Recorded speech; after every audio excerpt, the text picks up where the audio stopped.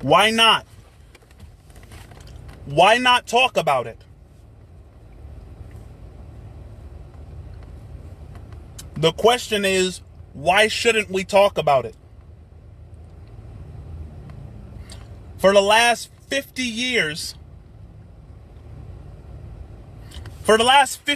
or so, it has been taboo to even talk about it.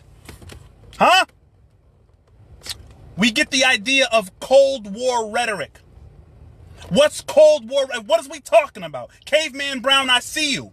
What's happening, boy? Dorian Minot. Flesh of my flesh. Dorian, I love you. What are we talking about here? Why is it that we can finally talk about it after 50, 60 years of not being able to talk about it? We get Cold War rhetoric still these days from Fox News. What do I mean by Cold War rhetoric? Cold War rhetoric is the idea that capitalism is the quintessential example of economic perfection, right? And that socialism is the quintessential example of economic evil. It's not just America that did it during the Cold War. It was the Russians too. It was the USSR. They said, oh, we are good. Socialism is perfect in every way. And capitalism is evil. And then the capitalists were saying, oh, socialism is terrible. Socialism is evil. Both of those ways of thinking are extremely immature. Listen, hear me out. I am a socialist, unapologetically. What? What are we talking about? Listen, I've been a socialist ever since I heard Bernie Sanders' first speech 4 years ago. I was a Bernie Sanders delegate in 2016. I was a delegate for Senator Bernard Sanders. Yes, I was. Don't at me. Dr. Martin Luther King was a socialist. And listen, this isn't saying, once again, I'm not saying that socialism is perfect. It's extremely flawed. We're going to talk about it. Dr. Martin Luther King was a democratic socialist. Albert Einstein, democratic socialist. George Orwell. Bernie Sanders. Dr. Cornel West, who I respect probably more than anybody who's a political philosopher or a philosopher in the political realm. So what's wrong with socialism? Why do Americans tend to hate that term so much? And the deeper question, why is it becoming so popular? What are we talking about? Why is it becoming so popular? The reason it's becoming so popular is because capitalism has a shadow. These are facts.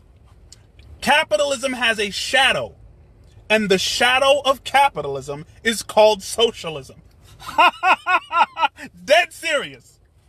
If you're a capitalist, if capitalism were to turn around, it would see its shadow. So socialism has followed capitalism since its founding, because socialism is a critique of capitalism. Socialism, almost by definition, is a critique of capitalism. Socialism thinks that capitalism is fundamentally unequal, fundamentally undemocratic, and fundamentally unstable. Unequal, undemocratic, and unstable. The reason I say capitalism is unstable is because there's a crash every decade. In any capitalist system, Saudi Arabia considers themselves, the leadership in Saudi Arabia, they consider themselves a capitalist country. There is an economic downturn. It happens by clockwork. Every decade, there's an economic downturn, whether it's a huge one or whether a capitalist system thrives off downturn and this giant gap that exists between the rich and the poor. It's one of the several flaws in that economic system. Once again, socialism's not perfect at all. I'm going to tell you something because I was asked today, when has socialism ever worked? People say, oh, bro, come on. Like, when has socialism ever worked? I mean, it always fails. Look at the standard of living in places like Russia, for instance. Bro, I consider Russia to be a success. Now, some of you might be laughing like, bro, what are you talking about? Look at the standard of living. They had to focus so much on industrialization. Realize that the socialist experiment started in 1917. 1917 was when the Bolshevik Revolution occurred. Prior to that, the Russians were under feudalism. They could barely read. It was a completely backwards country. Let me ask you this. If socialism was such a failed experiment, how come Russia went from the most backward and poor country in 1917? Remember, after the revolution, Russia was invaded by the United States, Japan, France, and Britain, right? They were able to fight that off, having gone through their own civil war between the Red Army and the White Army. They beat off America, Britain, France, and Japan. Then they are attacked by Hitler in the 30s after only a decade, worth of growth. And still, they are like the third most important country in the world. I think they're right after China, right? That's not what I call an economic failure. The standard of living in socialist countries is so low because they have to put all of their money into industrialization because they're constantly under the threat of attack from countries like us. Bro. Oh no, that's pause. Alexander Michael, I caught that one, bro. I paused that. Look, what are we talking about? What is socialism, first of all? Before we go into why it's becoming popular in the US.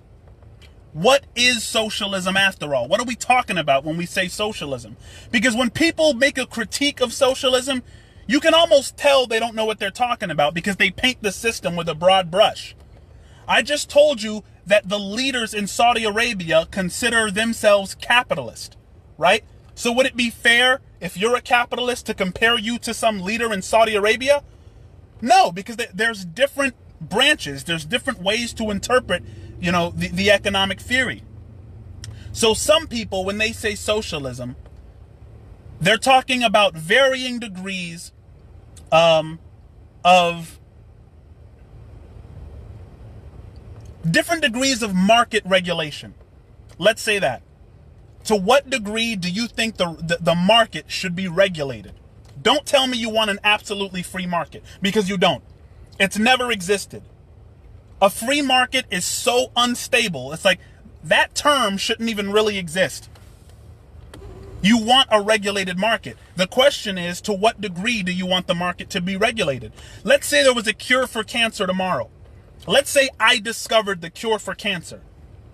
Should I be able to patent it? Should I be able to sell, let's say it's a pill and it cures cancer. Should I be able to sell that pill for $3 million a pop? Right? If I discover the cure for cancer and put it in a pill, cancer should not exist anymore. That's what socialists are thinking, right? So what socialists want is for businesses to be forced to be socially motivated instead of just profit motivated, right? Think about that. And I'm on it. I'm telling you, I'm a socialist already. I am. So if I developed a cure for cancer, and I put it in a pill form to where one pill cures your cancer, right? If I develop that, should I be allowed to sell that pill for $1 million a pill? So that only people who can cure their cancer are people who can afford my $1 million pill. Because I'm a private business. I created it, right? Oh, you want to regulate me? That's socialism. To the degree that you want the market regulated to be more socially motivated and not profit motivated, that's the degree to which you want socialism. We already have it. Don't tell me we're not a social democracy. Listen to me. The police department is tax funded. K through 12, tax funded. Right? I mean, think about the Wild West. I'm not sure that this is true or not, but I think that in the Wild West, you had to hire gangs to protect you, right? Like, you had to hire police departments. You had to hire a couple guys to do bucket duty if your house was on fire. That's crazy. So it's an amazing development that we have those social developments. So don't be so quick to hate on socialism. It was the Socialist Party of the United States that made it possible for you to have a day off work so that they wouldn't work you 365 days a year. The Socialist Party of the United States was the party that made child labor illegal. They used to hire 8-year-olds, and those 8-year-olds would die in their 30s because they were working in coal mines. You know what I'm saying? Social Security. All of those things are the result of the Unionist Party and the Socialist Party of the United States under Roosevelt. We got to know our history about these things. I believe, now listen, don't at me, because I'm not going to condemn anybody. I don't believe in condemning people based on information I don't know for certain. But if I'm being pragmatic, I believe that the first church was socialist. What are we talking about? What are we talking about? Now listen, I'm not going to, like I said, this is not thus saith the Lord. But the first church, it says they held everything in common. They didn't have private ownership of things. They held everything in common. It wasn't forced, right? There wasn't a dictatorship. But don't come up here, don't at me, don't come up here and tell me that socialism is anti-Christian. I'm not going to tell you that capitalism is anti-Christian, but listen, capitalism, here's the critique of capitalism from the socialists. And this is going back to the socialists from the beginning. The socialist critique of capitalism is that capitalism is fundamentally unequal, unstable, and undemocratic. So here are the 3 types of socialists that exist today. One is the person that wants the government to force businesses to be more socially interested, right? And you should want that too. You don't want somebody to find the cancer pill and sell it for $1 million a pop and don't actually cure cancer with it because they don't have enough money. That's retarded. That's ridiculous, right? So we want those types of regulations. But then some people, when they say that they're socialist, mean that they want the means of production to belong to the worker. Remember, socialism is fundamentally a labor theory. And it's crazy to me that people say that socialism is primarily interested in people losing their private ownership. After the revolution in 1917, the socialist government in the USSR gave private property to the farmers. The first farmers who owned their lands were socialist.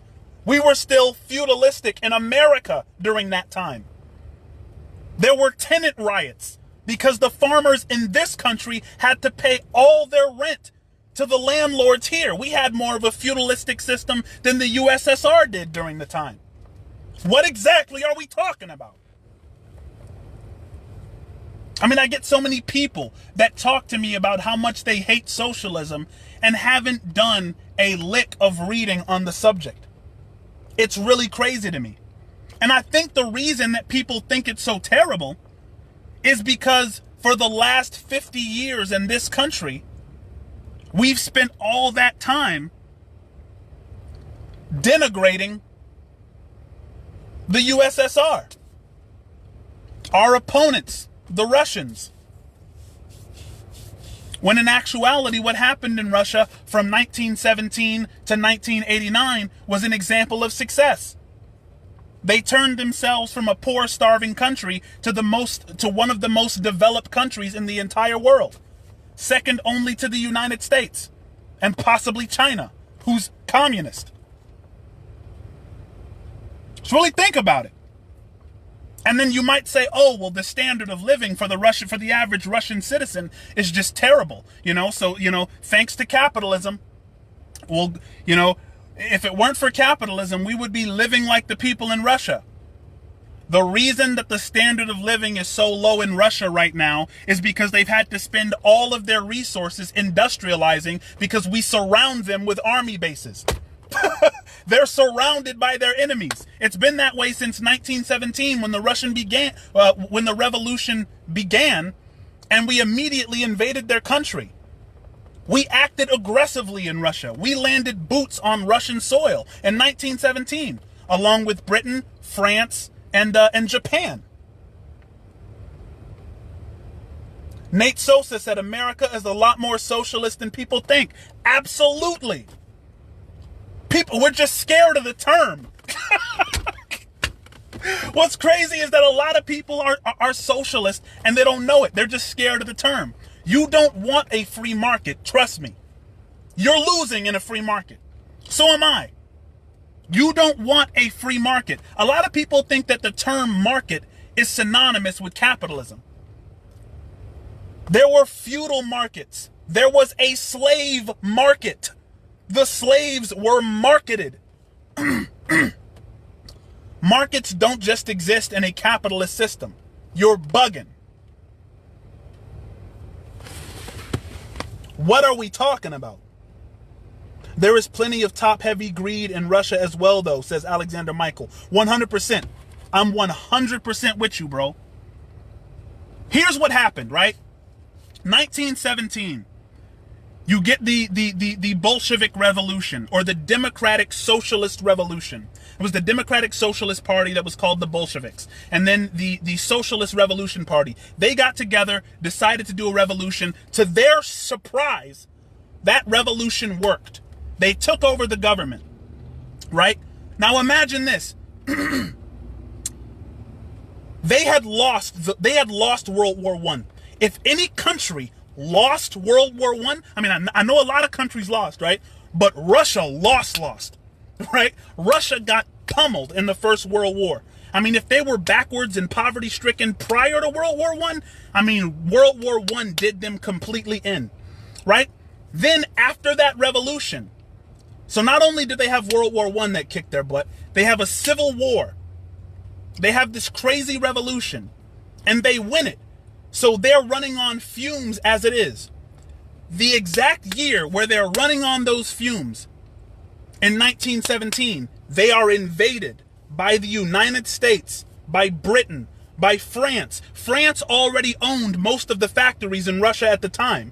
And they're invaded by Japan, right? They're invaded by 4 countries during the year of their revolution, and they win. They win. They run off all of them. Japan was the last one that they ran off. They were poor before they were invaded. So after they run off the invaders, they're still crumbling. And what do they decide to do? They say, okay, this socialism thing, it is working, but we have a lot of enemies. We can't invest in consumer goods.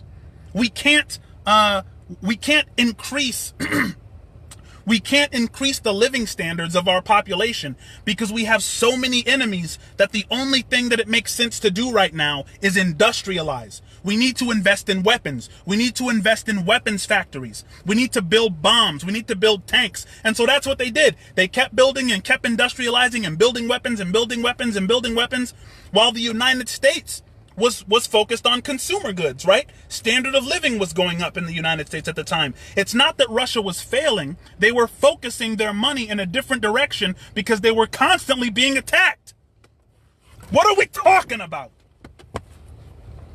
Socialism wasn't a failure. The dying words, I believe the dying words of Vladimir Lenin were to not allow Stalin to gain power. He did not want Joseph Stalin to gain power in Russia. And Stalin did. And when he did, he started to reverse a lot of the social policies. He started to take land from people who were granted land under the first socialist government.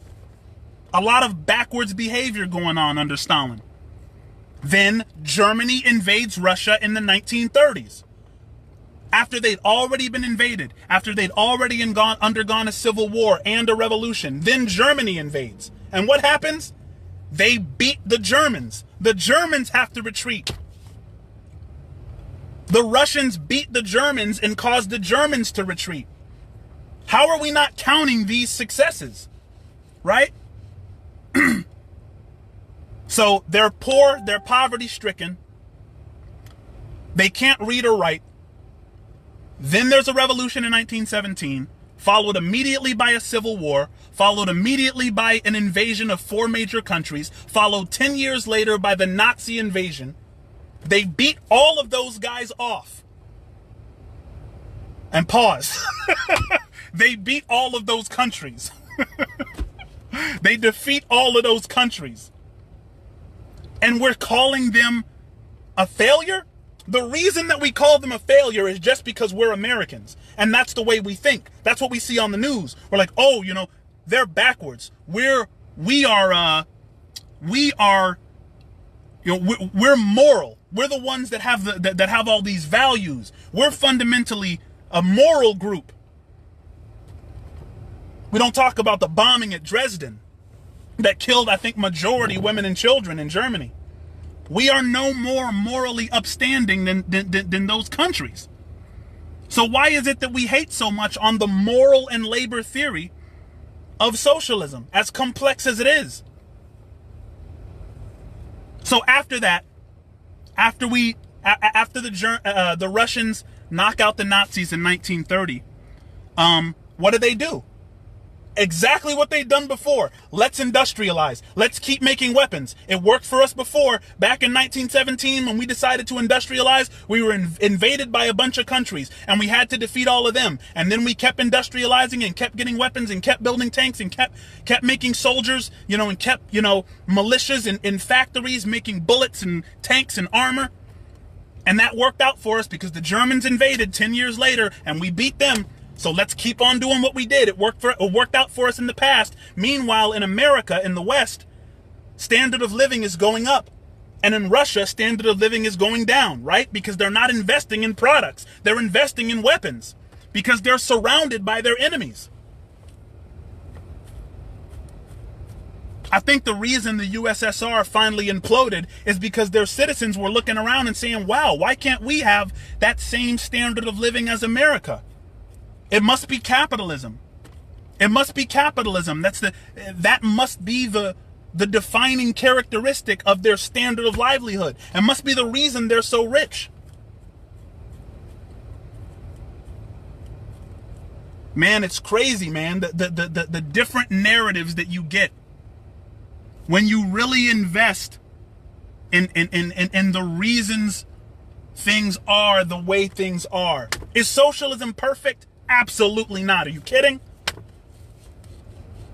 Tons and tons of failures. Is capitalism perfect? Absolutely not. But when you paint a socialist with a broad brush, or any economic system with a broad brush,